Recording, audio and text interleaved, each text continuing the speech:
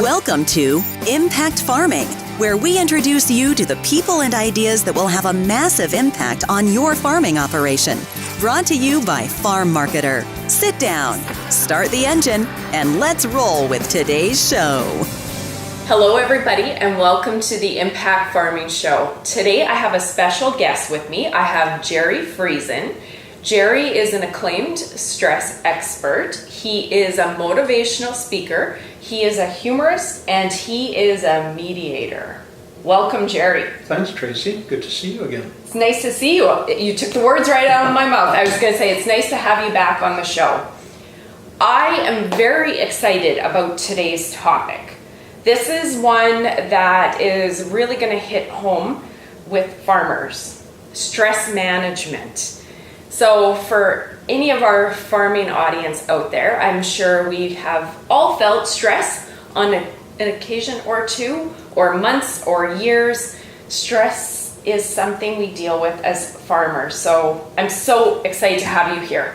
Well, it's something we need to address because stress has always been part of farming. Yeah. And it carries on. In fact, in my mind, I think it's becoming more stressful as farms change and into whatever that may be. I was actually going to ask you about that. Has it always been this stressful, or is it just we're getting bigger, more technology, more choices? I mean, we're going right in, but I wonder. Well, and you mentioned it. Choices, for example, is huge. And again, we talk, and I've talked about it for years, is that we need to gain control of what stresses us out, do an inventory, what can we control, what can't we control, and the things we can't control, we're supposed to put them on a shelf and not worry about them, right? Which is way easier said than done. Right.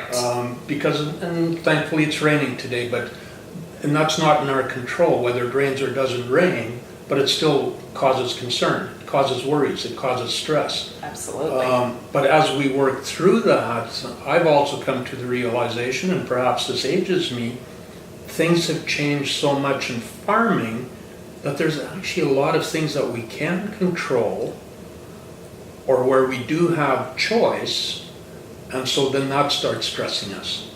I love it. And I think that's the perfect segue right into our episode. And I've heard you speak about this topic before, and that is exactly why I wanted to have you on the show. With all the things in farming that seem like they're unlimited, that we can't control, weather, markets, policy, neighbors, whatever the case is, it just often seems like everything we do is out of our control, but it's not true. There are things that we decide on that are in our control, and I would love for you to share that with our audience. I think you term them controllable stressors. Yeah, that's right. And I guess in short, we have choice, right? Yeah. And I think last time we talked, Tracy, I talked about when I was a hog farmer. And there wasn't a lot of choices I had to make. We had single desk selling, we had a pool price, there was only one place you could bring your hogs to. So you grew your hogs at home, you shipped them, you had bought feed from a feed company. Like there wasn't all that many choices I had to make. And at the end of the week, you got your check and it was what it was. And that's what we lived with. But then things started changing. And again, using myself as an example, we had open marketing came along, replaced single desk selling. And suddenly I had a choice. Where do I want to market my hogs? Along with that came pricing options. You could forward contract prices. You could lock in the dollar. You could lock in feed supplies. All of these choices you could make, which is supposed to make farming better. Yeah. And it does. Yes. But at the same time creates a lot of stress. Yeah, absolutely. And I was thinking about that too after we spoke the last time, and the wheat board. Love it or hate it. Love it or hate it. I mean, that's not the debate. Yeah, that's not the debate. And I could hear the farmers in the audience shouting their choices at the TV or the laptop. But that is not the debate. Love it or hate it with single desk selling, like the hogs, like the wheat board. you didn't have a choice. So it was easy. It was predictable. It was one less thing on the brain. And I think that is one of your first points that you talk about as things that we can control is marketing choices, right? Exactly. And so we're under this impression that choice gives us more freedom, right? Yeah. If I can choose what I want, whether it's in a grocery store or whether it's on my farm or wherever that may be, that's great. It gives me more freedom, or at least I think I should have more freedom. Yeah. And yet, there's also these regrets. We're always concerned about making the wrong decision. Oh, yeah. And I read just recently a quote that said, "You're always one decision away from a totally different life." Yeah. You know what? That's one of my favorite. Exactly. Yeah. But it sounds ominous. True. But it's true. Yeah. And so if things are going well, we're making money, the weather's good, our crops are growing, animals are growing, there's not a lot of trade disputes, whatever it may be, it's great making choices. So you make a choice where you make a little less money, that's cool, because you can live with that. Yeah. But when you're under pressure to begin with, then these choices, these decisions you have to make have such a larger impact on the farm, on your business. Yeah. And so that's what makes these decisions so difficult at times. Because if you make the wrong decision, what happens now? Yeah. Now you're upset about the decision you made. There's anticipated opportunity cost to the decision you made. Yeah. And so suddenly that creates stress. Totally. Can I throw in an example? Yes. We are beef farmers, like many of our audience know, like you know. Prime example, selling our calves. When do you sit on them and when do you sell them? And we've had times where we have, Anthony watches the markets and times it very well. He's very smart that way, and that's his area of expertise. But you know what? Even professionals get that wrong. Absolutely. There's no predicting, and there's been many times where we've sold at great times, and other times where we go, okay, let's sell in this period, and then the week after there was just a huge demand at the auction marts and the price was higher, and then you get that feeling in the pit of your stomach because had you waited, you would have made X more per pound, right? Exactly. And then you have that regret, or like you spoke one time about that resentment, right? Exactly, because we have expectations. Right. Right? And when we make our decisions, we have these certain expectations that we're going to win. Yes. And when we set our expectations too high, we don't attain those, and suddenly we become, what's the saying? The saying goes, high expectations lead to future resentment. And so that's what we have to deal with. The human condition. Exactly. Okay. And the interesting story, now I'm going to digress perhaps a little bit. I love it. But the interesting thing about marketing, for example, is and I thought about this a lot when I was producing hogs, the prices are almost dictated to a degree by someone sitting someplace that knows absolutely nothing about hogs. Yeah. Right? And I remember there was a problem with the Americans taking trade action on tires from China. Yes. And so the Chinese people, in response to that, decided not to import chicken from the U.S. So suddenly now there was a glut of chicken in the U.S., and that made the hog price futures go down. Okay. So what controlled the hog price was tires.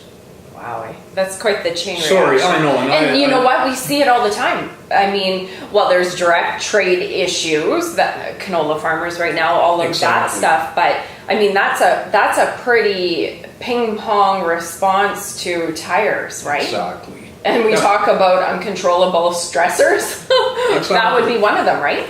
Absolutely. All of these things impact what we have to market.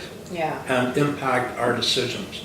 Absolutely. And if you add to this, and a lot of farmers go through this, and I've dealt with this when I do my farm debt mediation work, is when there's financial pressures on farmers, that even adds to the stresses of making certain choices. Because now there isn't only our own life that's going to be impacted on this, but now we've also got bankers and creditors looking at us and wanting us to make the right decision. Yeah. So of course what happens is if we don't make the right, or if things go different than we had expected, if things go different than all the experts tell us they'll go, Yeah. suddenly there's that added pressure on their lives. Yeah. Yeah, I completely agree. So I guess to sum that point up, marketing choices. And what I love about the message and why I wanted to bring this on, we have those uncontrollables and then we have controllable stressors.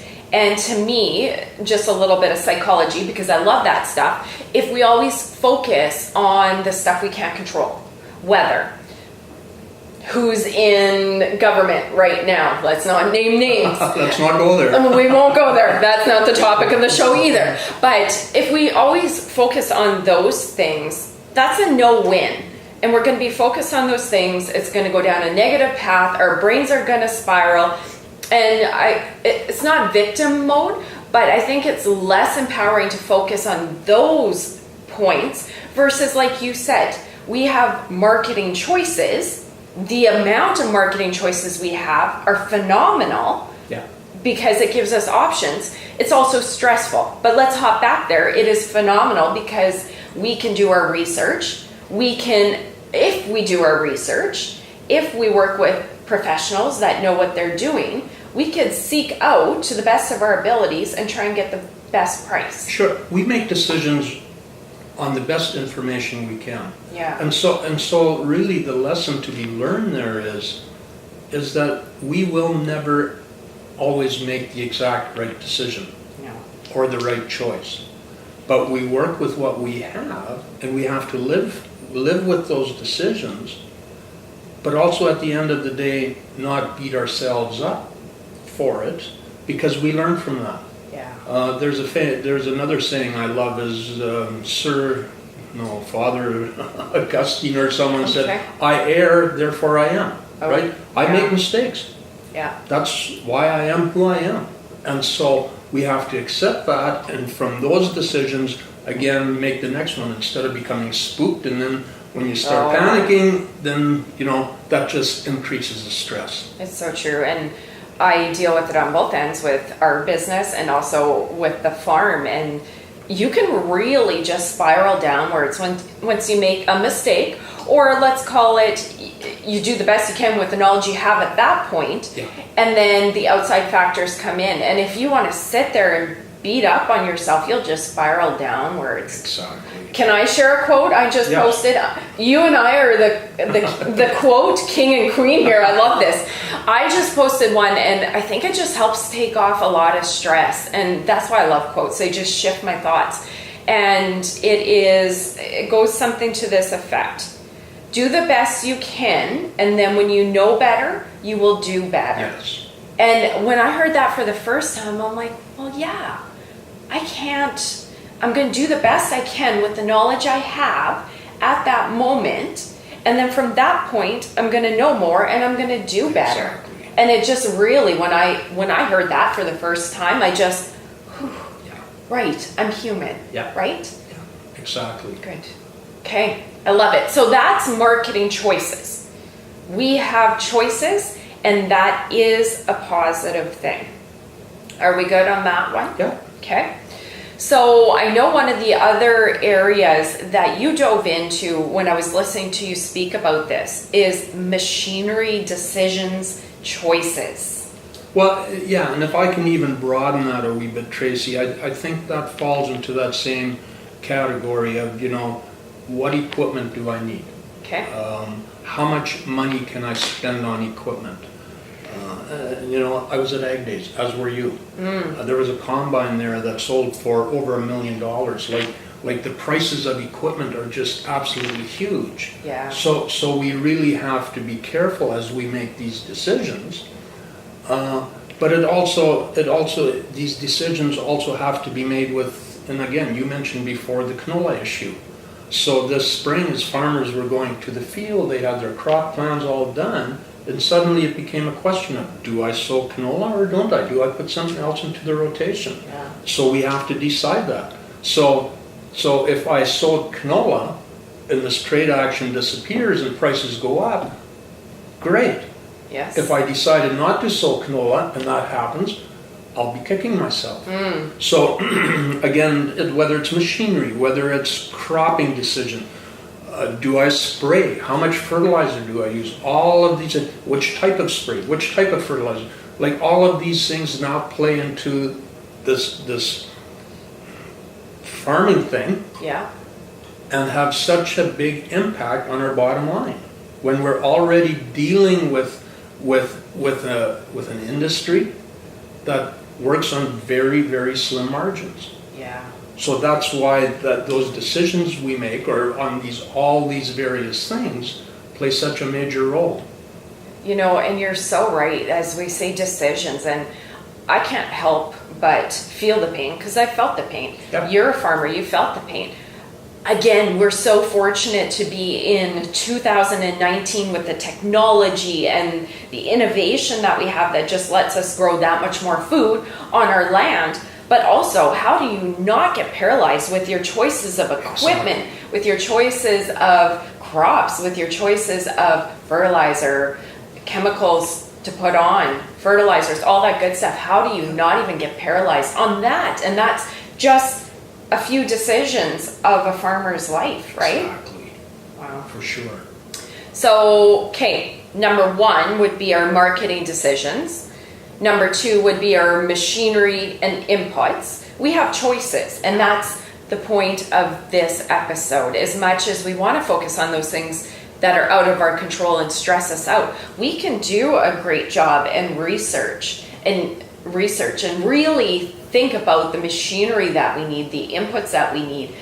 And I would imagine, like you said, rely on professionals that do that for a living to help you as well in those decisions. Absolutely. And you know what? They're out there, Tracy. Yeah. And more farmers are taking advantage of that because as our businesses grow and as we have to make these decisions and make these choices, we realize and it relieves a lot of stress. If I go out there and make my choice based on expert opinion and all the information I can get, I feel a lot more confident about it rather than if I make my decision based on my own, dare I say, I don't think it's right to say selfish needs, but the needs that I'd really like to make money. I need to be successful this year.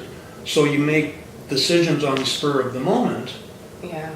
And don't necessarily cover all your bases. And again, a prime example is when we were able to forward contract pigs.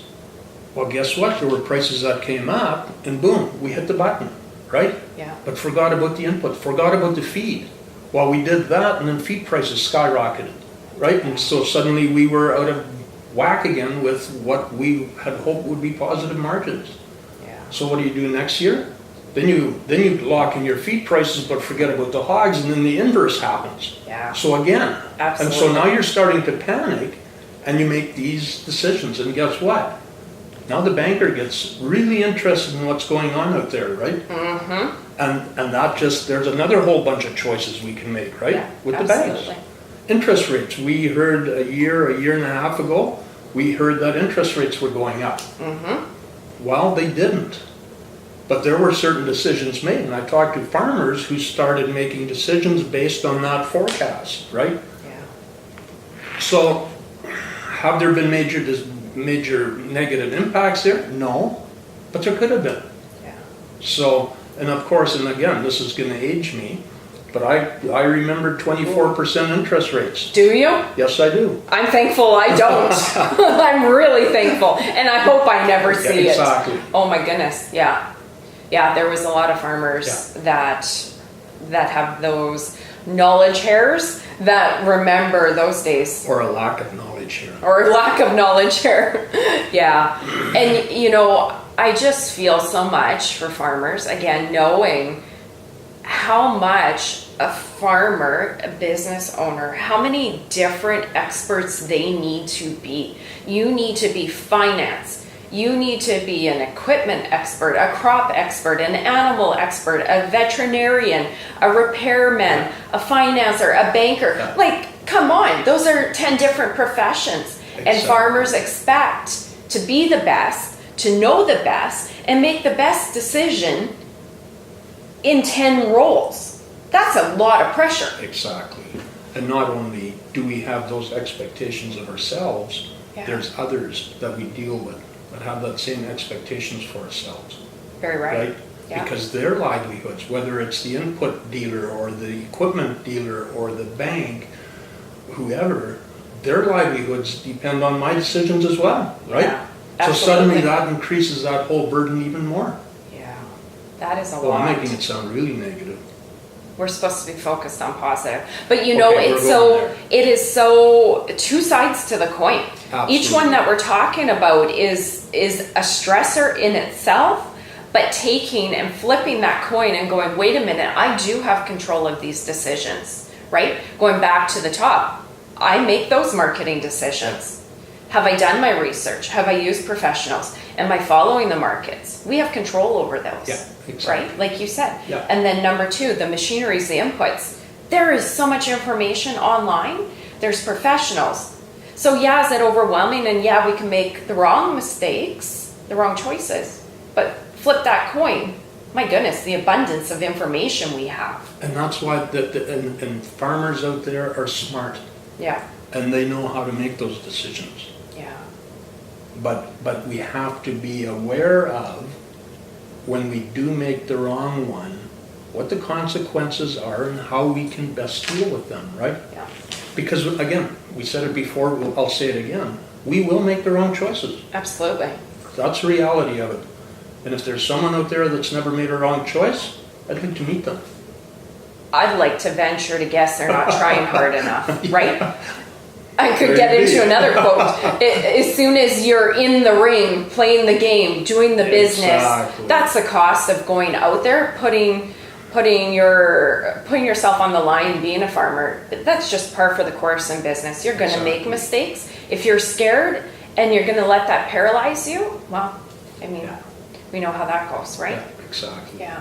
Okay, well, that is a great point. We have a lot of things we can't control, but on the flip side, there is so much that we can control in our operation, and taking the time, again, not to beat a dead horse, but talking to the experts, those are things that we can control. They are. And at the end of the day, Tracy, again, my whole point to all of this is we shouldn't beat up on ourselves. Yeah. I love that. I love that. And learn from our experiences, Yeah. because that's how we grow and that's how we make better decisions next time, if in fact we make the wrong one. I completely agree. And you know, with the stress in farming and all the variables, all of that stuff, you can't help wonder about the mental health and why that is coming up more and more. There's just so much there. And you look at that, one single decision can have such an impact. And I wanted to go there because I know in your work, you deal with farmers and farm families in difficult times and good times. When farmers make mistakes, when we go through these experiences and we make the wrong choice, how does that affect a person? Well, first and foremost, Tracy, I think it's safe to say our pride takes a hit. Because, again, we kick ourselves and go, well, we should be able to do better. So True. our pride takes a hit. And so we want to make sure nobody finds out about it, right? We're hesitant to talk about a decision like that in a coffee shop, Right. where actually, there's a lesson to be learned there as well, that we can learn from each other, but we're going to get to that. There's a fear. There's a fear of the consequences of the decisions I made. There's a feeling of hopelessness because we want to so badly make the right decisions. And if we don't, we feel hopeless. Yes. And then we start feeling guilty because guess what? Yeah, so I made the wrong decision. What impact does that have on my family, on my kids, on my farm, on my bottom line? So we feel guilty. Yeah. And so all of that, if we allow that to take over, creates a lot of anxiety. If we don't take care of that, that can lead to greater mental health issues. Well, and you said it too. Those are the decisions that we don't want to brag about. We love when we make the right choice, and that's great to talk about at the coffee shop, but we're people that are meant to speak to other people. And if we, I'm not going to get all psychologists here, but if we bottle that up, I mean, guilty as accused on that, we don't want to talk about those things. But if we bottle that up, does that not just simmer? Absolutely, it simmers. And what happens is when that starts bottling up, we isolate ourselves. And that makes the problem even bigger.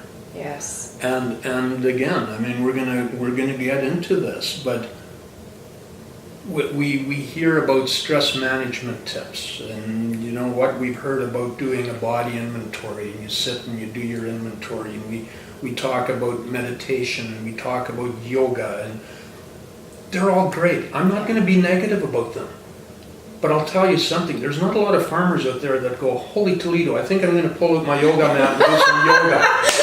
I think that's the funniest thing I've ever heard on an episode. But that's the reality of it, right? Actually, sorry, Gerry, you have me so distracted. I'm picturing a farmer stopping his or her combine, pulling out the mat, sitting on the landing, and doing yoga poses. Well, but see, they have GPS now. Oh. So it can still keep combining or putting seed in the ground while they're sitting on the fender or doing their yoga on the fender, right? Highly not recommended. Health and safety warning. I digress. Yeah. I just got that mental picture. That was funny. I hope that's a comedy relief for our audience. But you're so right.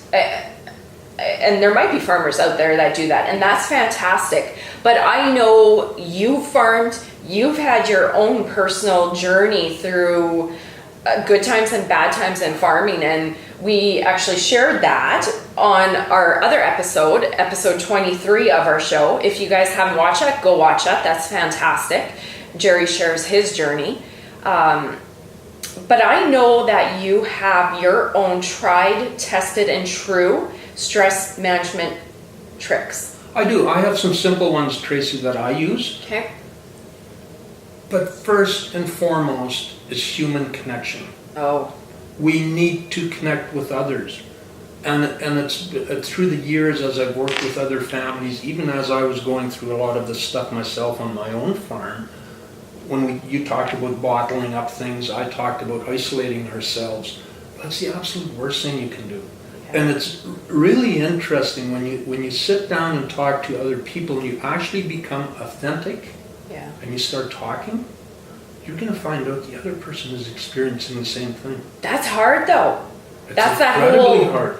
Vulnerability. Do I want to put my mistakes out there? Right? Yes. You know what? Here's an example. I remember back in the mid-1990s, I believe, when the hog price, the whole hog industry really got hammered hard. And there was a big meeting held in Morris for hog producers to talk about what kind of options they could look at to get themselves out of this horrible state of the industry. And I got up to speak, and I asked every hog producer in that room to stand up. Okay. And they did. And then I said, okay, now turn around and shake hands with someone. Oh. So they did. Nice. And then they sat down, and I said, what you guys just did is you shook hands with someone that's going through the exact same thing you are. Oh. You're not alone. Oh, I got chills on that. So make that human connection. Yeah. And sorry, and I've told you this, I hate social media. Okay, sorry. Connecting through social media doesn't do it. No, it's different. Go to the coffee shop, phone someone up, chat more with your spouses and your kids, whatever it takes, but make that connection. Go buy a pack of gum in town. And anything to get talk off. to the cashier. Get out of the farm, right? And you know what? That reminds me of another example. Is while I was going through my journey, yeah. I remember someone telling me, you know what? You need to start talking to people. And he said, even the person that fills your gas tank. Oh. So the next time I had stopped in at the co-op in Brandon at the time, Instead of just hanging my head and walking in and paying for, I actually started talking to the guy that was the gas jockey that was filling my gas tank. And just the fact that I was talking to him was so helpful. Yeah. And so that's what we have to try and do. Yeah. To really connect with people, to be honest, to be authentic, like I said. And that's going to be really helpful. Well, and if you think of it too, I'm going to think of a few of the farmers I know, whether it's grandparents, the next generation, our generation. I mean, farmers, unless your operation is massive, that's a pretty solitary profession. So automatically you're isolated because you're working alone, and there's stuff to do on the farm morning to night. So there's great excuses not to get off the farm, right? You know what? I just told you I hate social media. Yeah. I actually went on Twitter a while ago, and I read something that a farmer had posted, and he says, farming is a very lonely occupation. It can be physically lonely, it can be intellectually lonely, and it can be emotionally lonely. And I just thought about it, and I'm going, yeah, exactly. Because we're out there, and we may have other people working with us, but if we're caught up in what we're doing, we're putting in incredibly long hours, we're tired, hungry perhaps. Oh, good old hangry. And yeah, exactly. Where's the Snickers bar? Yeah. We're lonely. We feel that. Yeah. And so we have to be, again, self-awareness is so big. True. Yeah.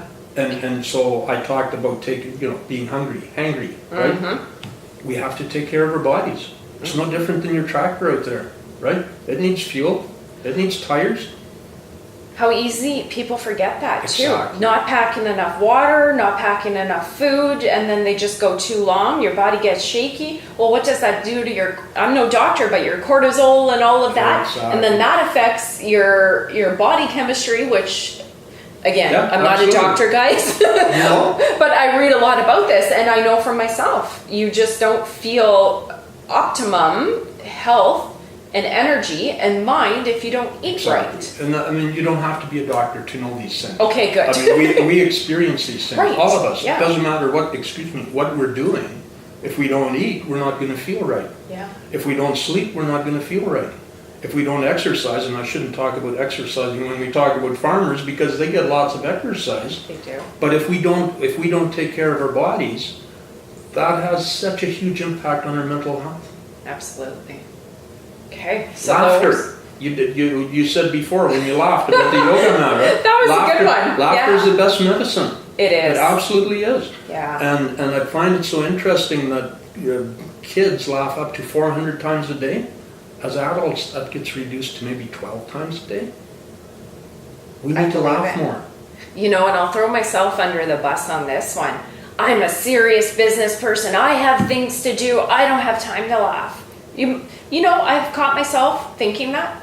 I'm too busy to laugh. Yeah. I'm too busy to, come on, Tracy, that is the point of life, right? Exactly. And I think for myself, I don't have young kids around too. So then I think by nature, kids keep you young and youthful and laughing with them. I think it's very easy to forget that you need to laugh. Absolutely. Yeah. It is. Okay, so we have laughter, and that's a great one. And that is one that we easily forget as busy, important adults. Yep, exactly. Other tips? Oh, we talk about the anxiety that farmers feel. Okay. We talk about waking up at night and just having that inner turmoil, did we make the right choice? Did we do this, I challenge people to find their happy place.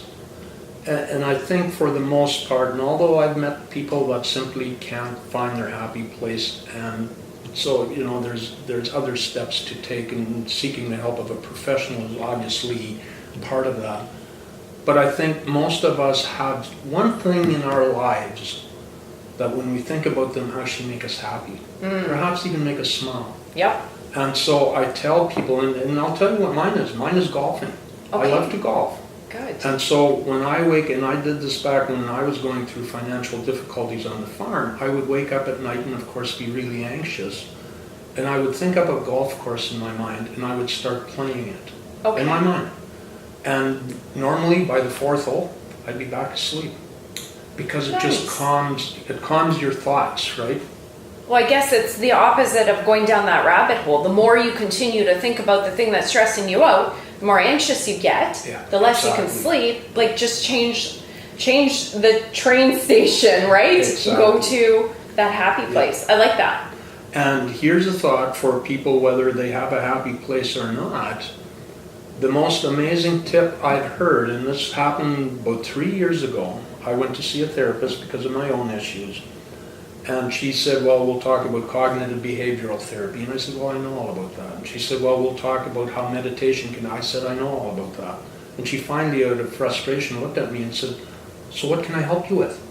I said, my runaway thoughts, my stinking thinking. And she says, okay, I've got a trick for you. Drop your tongue. And you and I have talked about this. On the last episode, yes. We didn't? Yes. Okay. And but again, I think it's worthwhile to mention it again, Tracy. I'm glad you did. Because invariably every person I've told that trick to has come back to me and said, it's unreal, but it works. Myself included. Yes, exactly. Yes. And what people will notice is when they're deep in thought, when they're kind of zoned out, even as it were, and thinking about that thing that makes them really anxious, if they give it some thought, they're going to notice their tongue is firmly up against the top of their mouth. Yeah. Drop your tongue. And when you drop your tongue, that brings you back to the present. And in fact, the therapist said this, I'm not sure I agree totally with her, at least in my case. She says it's almost impossible to carry on a long train of thought as long as you keep your tongue down. So that's a really, really neat trick. Can I share my experience? Yes. I was driving home. I don't think it was that same day we did the last episode, but I was driving home one day, and of course, busy person thinking all these things, and I was just driving, and then somewhere, out of the blue, I thought of you. I thought of drop the tongue. I dropped my tongue. I couldn't worry anymore. Yeah. I had all these things on my brain, and I immediately dropped the tongue, and it stopped. And then I drove, call it about 10-15 minutes more, and like any bad habit, you're back to thinking about what you're thinking about, and go drop the tongue. Drop the tongue. Yeah. I got home, I actually shared it with Anthony, and I said, try it. And he even found that it worked. Yeah. So it's amazing. And it's such a simple trick. Yeah. It's whether you're, like you said, whether you're driving, whether you're laying in bed, even when you're watching TV and you find yourself not even paying attention because you're thinking about some of these worrisome thoughts. It's it's amazing. So I have a crazy thought. We need something to put, this like retainer to put in our mouth that prevents it. If we're in a worrying phase, put a return. Maybe that's like with children and their soothers.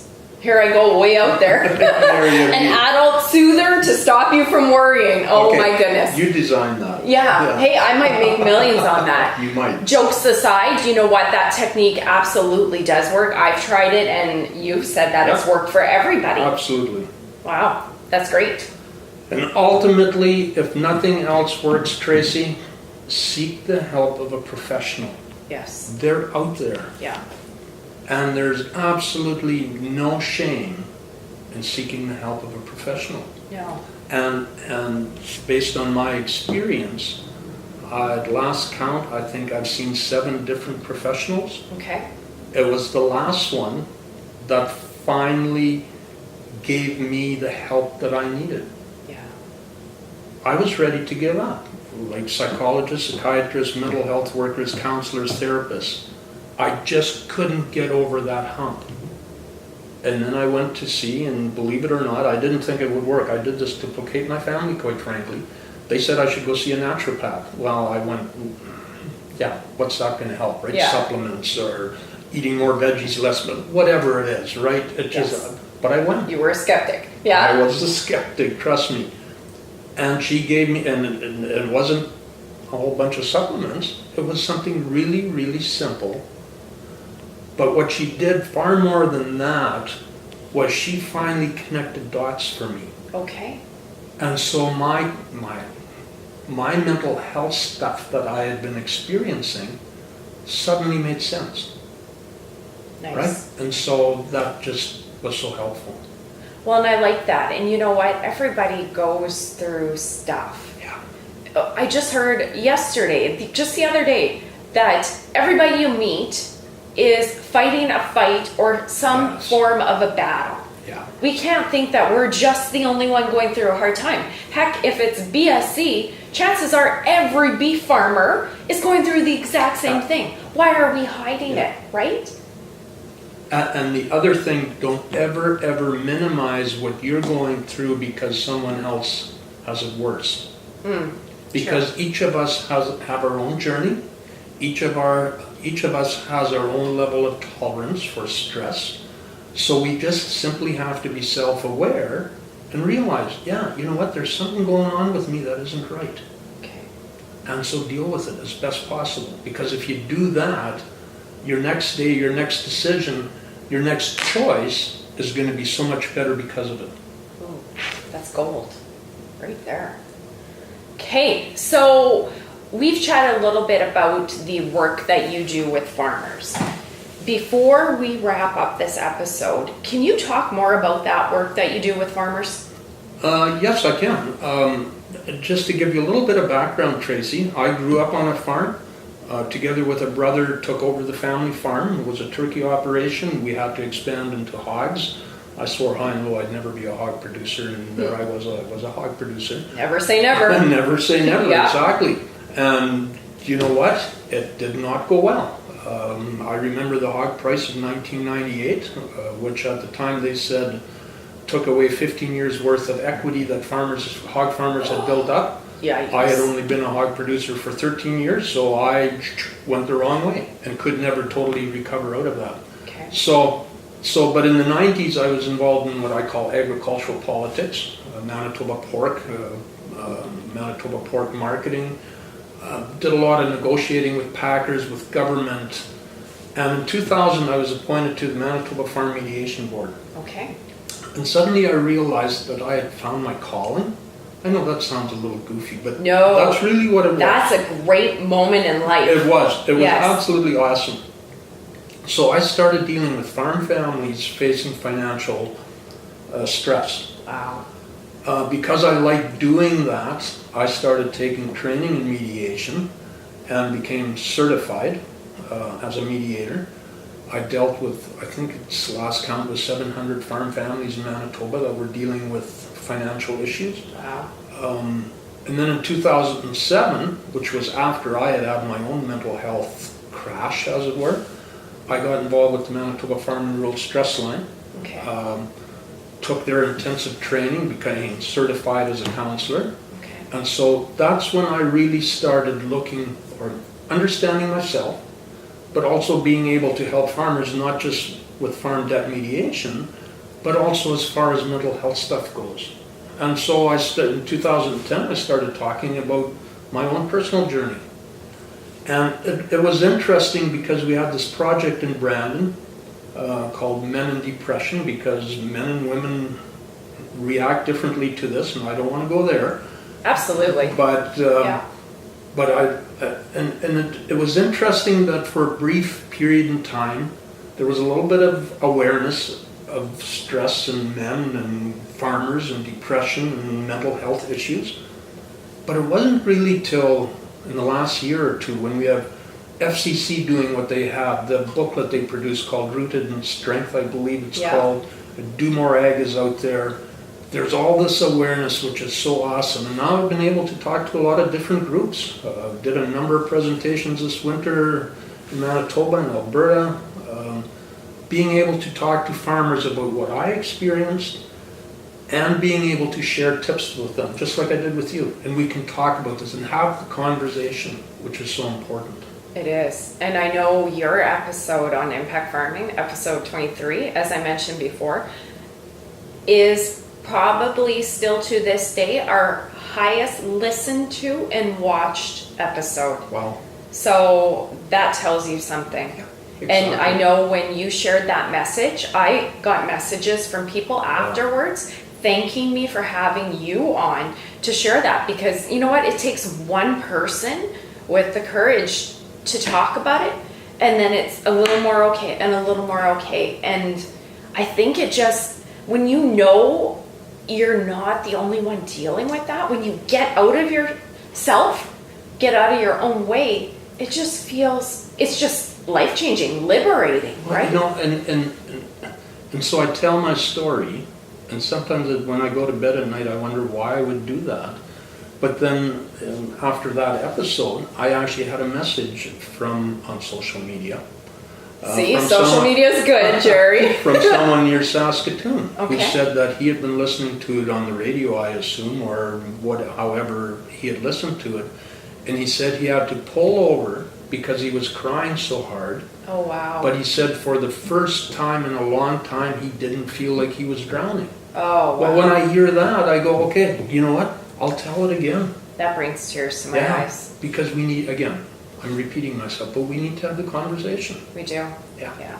I mean, we're all humans. It's so funny. We all think we're just so different and so unique in our own little problems, in our own little life. Honestly, I mean, we have our own battles, our own things, our own family dynamics, our own work, but we're all roughly kind of going through similar things, right? Yeah. We're not alone. Absolutely. And when I met you, Yeah. I started sharing, you started sharing, and there's these stories each one of us has. Inside each one of us is a story that needs to be told. Absolutely. Yeah. I love it. That is amazing work that you do, and thank you for your big shoulders and for sharing your story. I know how much, again, our audience enjoyed it.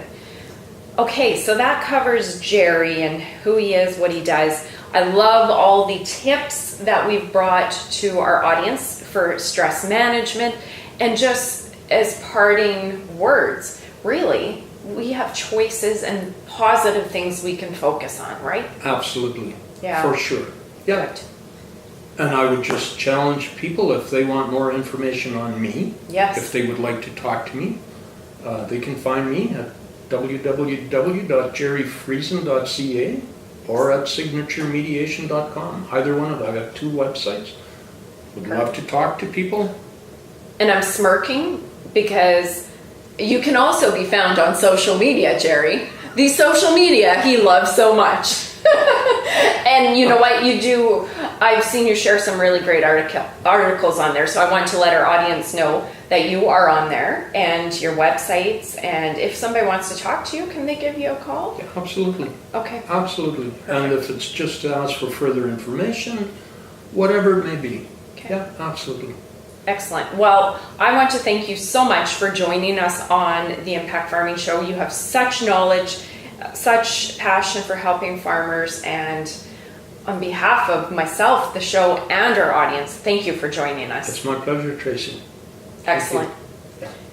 And I will see you guys next week on our next episode of the Impact Farming Show. Talk to you guys soon. You've been listening to Impact Farming. For more great episodes and articles designed to help you manage and grow your farming operation, head on over to farmmarketer.com. Don't forget to sign up while you're there. We will see you on the next episode.